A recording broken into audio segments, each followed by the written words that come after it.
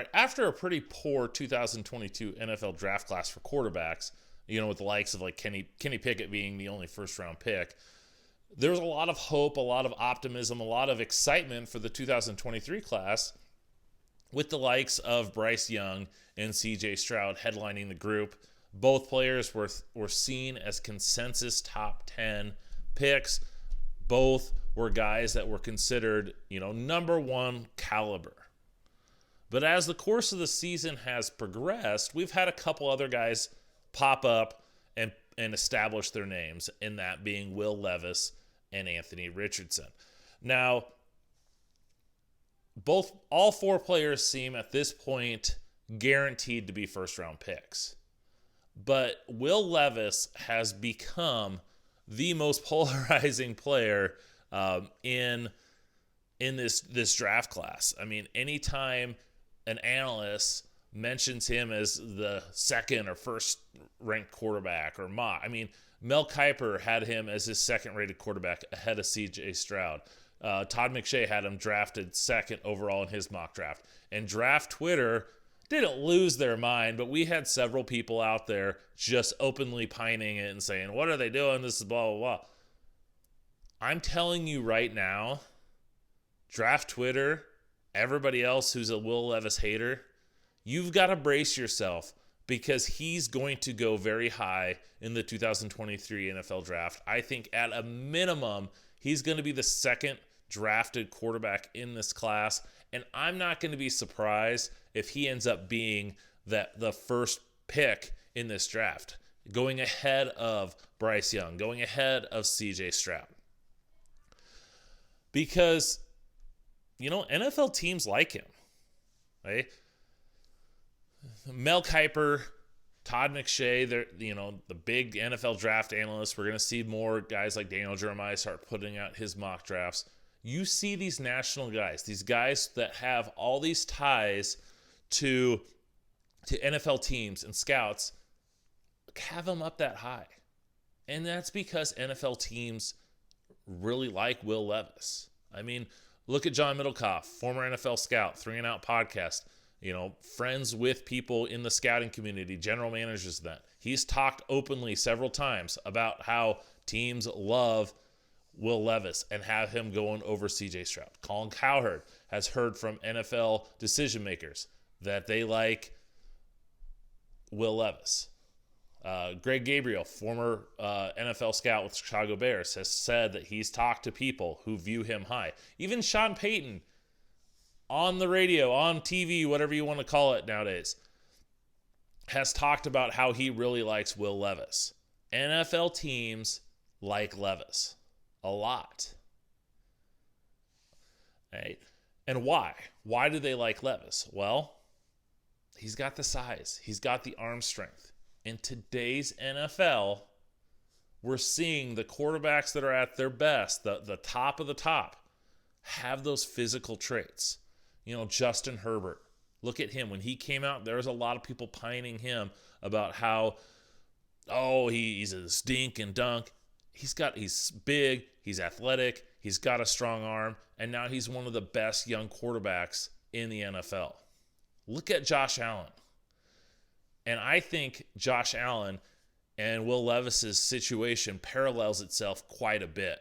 When Josh Allen was coming out, he was super ultra polarizing. He didn't have good stats. His completion percentage was bad. He didn't win a ton of games in college. Mel Kiper would said, hey, he should be the number one pick. People crushed Mel Kiper. I mean, Draft Twitter, if you put Josh Allen over Lamar Jackson in your rankings, you got a lot of hate online for it. And what does Josh Allen do? He goes to a perfect situation with the Buffalo Bills. They build their team around him. They let him develop, and he's now one of the best quarterbacks in the NFL. Now, I'm not saying Will Levis is going to be the next Josh Allen, but there's a lot of parallels. There's a lot of similarities between these two. They're both big. Will Levis isn't 6'5" like Allen is, but he's a healthy 6'3". He's 240 pounds. He's athletic. He's not Josh Allen athletic, but he's able to move and roll out and escape pressure and pick up yards if you have to. You're not running him like the Bills are with Josh Allen, but he's still an athletic quarterback. And then he's got a strong arm. Once again, not Josh Allen strong, but it's a strong arm that he can drive the ball down the field. He can hit receivers on deep passes. One of the issues we've seen with a guy like Tua, who I really liked, is he was extremely accurate and showed good anticipation in college. But in the NFL, where those windows are shrinking, everyone's faster, that lack of arm strength has really hurt Tua, amongst other things. Whereas a guy like Will Levis, even if he doesn't see it quite as fast, that arm strength can get the ball there in a hurry. Now, another thing about Will Levis and this Josh Allen comparison is they both have a lack of talent around them. Now, I would venture to guess that Kentucky got more talent than what Wyoming had with Josh Allen. But Josh Allen didn't have NFL level players around him. His top receiver, his sophomore year, went on and had a cup of coffee, was on a few practice squads. His center is still starting in the league or playing in the league.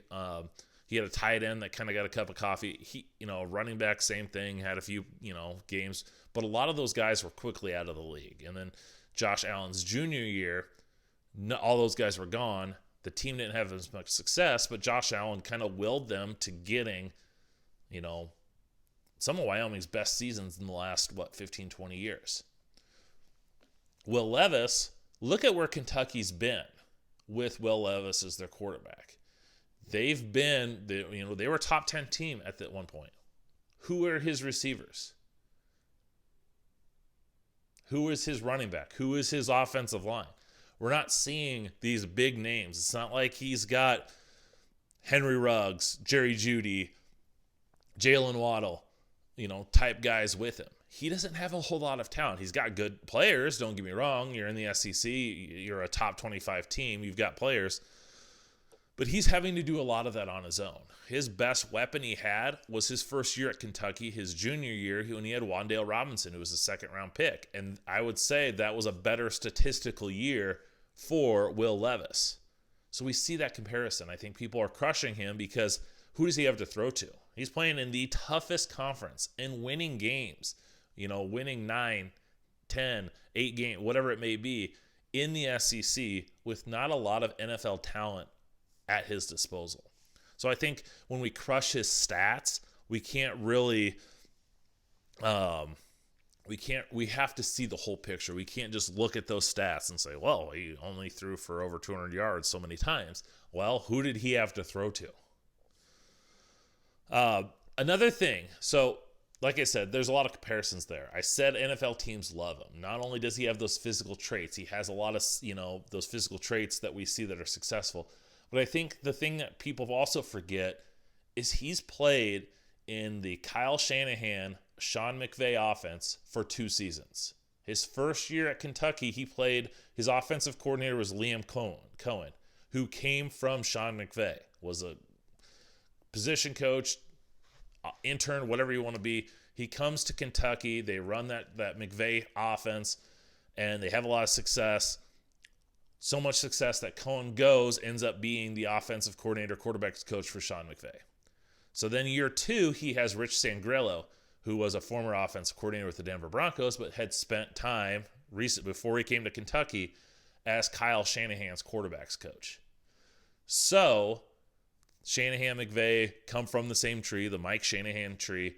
The thing we've got to realize too is most NFL teams, over half of the NFL teams, run the Shanahan-McVay offense, some version of it. The Bears run it with Luke Getsy. LaFleur runs it in Green Bay.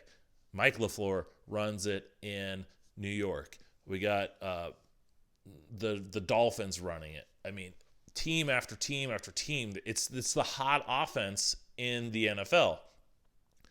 And so here you have a player who's run that system for 2 years. Maybe it's not the exact system that Kyle Shanahan or Sean McVay is running, but it's that same style. And so a lot of the same terminology, a lot of the same concepts. So Will Levis, not only does he have the physical traits, he's been running an NFL offense the last 2 years, and an NFL offense that is in vogue in the NFL. So when you look at Houston, who's probably going to be looking for a new head coach, the Indianapolis Colts, the Carolina Panthers, those are the three teams that are the favorites to take a quarterback. They all could potentially hire a head coach who comes from that Shanahan scheme, or that coach could hire someone to run that. So now if you're the Houston Texans and you have the first overall pick in the draft, you need a quarterback, you hire someone from that system, you got a quarterback that can come in day one and not have this huge learning curve. That is a huge advantage. Not only the physical traits that this league requires, but the mental side of it, you're already ahead of the game. So that is why NFL teams love Will Levis.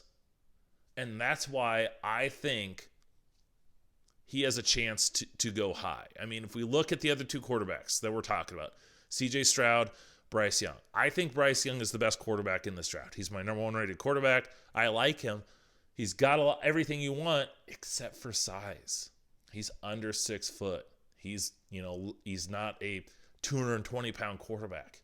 We're seeing with Kyler Murray, Baker Mayfield. These small quarterbacks that have been drafted high recently haven't worked out. Tua Tagovailoa, same thing. He's been having a good years this year, but he still gets beat up. That is going to play. NFL teams, like they may love Bryce Young, love his intangibles, love his physical talent. But they've seen recently that smaller quarterbacks get beat up and miss time. That is something to kind of keep an eye on. CJ Stroud, a guy that I was really high on coming into this year, and I still like him a lot, but he's my third-rated quarterback. And a lot of that is because of some of the issues he's had. He's not had the best games in the biggest games. He's lost twice in a row to Michigan. There's some concerns out there about him, his mental makeup. Hey, Colin Cowherd, I heard him and John Middlecoff on John Middlecoff's podcast talked about things he's heard, and they talked about how he kind of shrinks in the big games. And that's going to cause teams to kind of have concern about him. So you combine who the other two quarterbacks are and all this stuff about Will Levis, don't be shocked if he's the first pick in the draft. That's all I'm saying. This isn't a guarantee. This isn't a projection, a prediction.